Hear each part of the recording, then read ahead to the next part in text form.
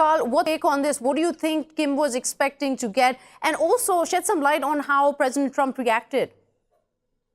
Well, one, he's getting attention. That's what he wants. Trump can walk away from a deal and leave it to Secretary Pompeo and others to try to reignite the discussions between them. But firing a ballistic missile, like his earlier directed tests, gets Washington's attention and gets it quickly.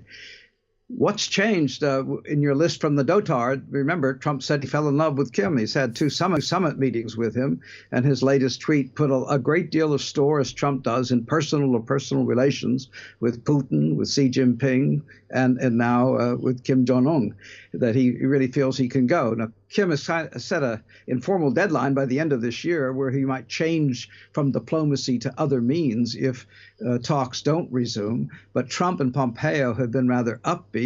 Pompeo revealed that there have been recent contacts, and he seems positive about it. Mm-hmm. And also that Kim has come back from that summit with Moscow, and I think he's getting support from both China and Russia that it has to be a step-by-step process, not a big deal that Trump wanted, and that would suit Kim Jong-un. So he seems to be getting a lot of support from in China, and that could be possibly a reason behind showing this sort of show of power, or almost like going against the rules here for President Trump. I mean, this is obviously not helping the situation, the relationship that it's had with the U.S. Is it because it's not really eager to go back on the negotiating table? Well, there are some analysts have said that by firing a short-range missile that Kim is playing on differences between Japan and the United States.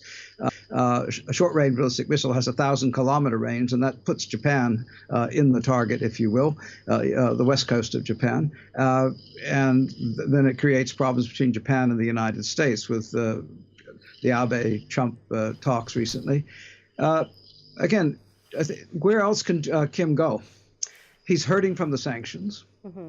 He's hurting economically, and that's a separate issue that the UN has just reported on. Mm-hmm. He needs a movement, and a lot of analysis was he expected movement from Trump in Hanoi, and that didn't occur. Mm-hmm. And so he's gone back.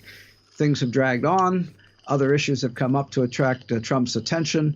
Firing this missile, like subsequent earlier tests of other weapon systems, anti-weapon armor, I think was one of them, is just, it grabs attention. If you monitor American TV or read the newsletters from the think tanks, it's just every time this happens, a tsunami of reports come out focusing on how to get the deal.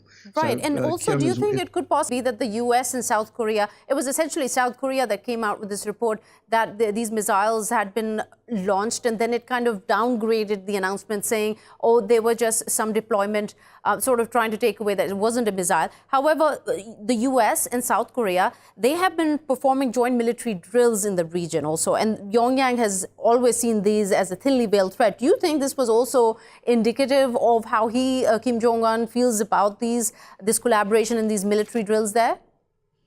Well, I think there are four explanations of what we're talking about. We've discussed two of them. One, to get attention from the U.S. to drive a wedge with the Japan alliance. The third explanation that I've heard is because of the low-level military drills. He still wanted to make the point. And the fourth was that the Americans have tested an intercontinental ballistic missile, and Trump, that Kim is reacting to that. I think there might be plausibility in the first two, less so on the third.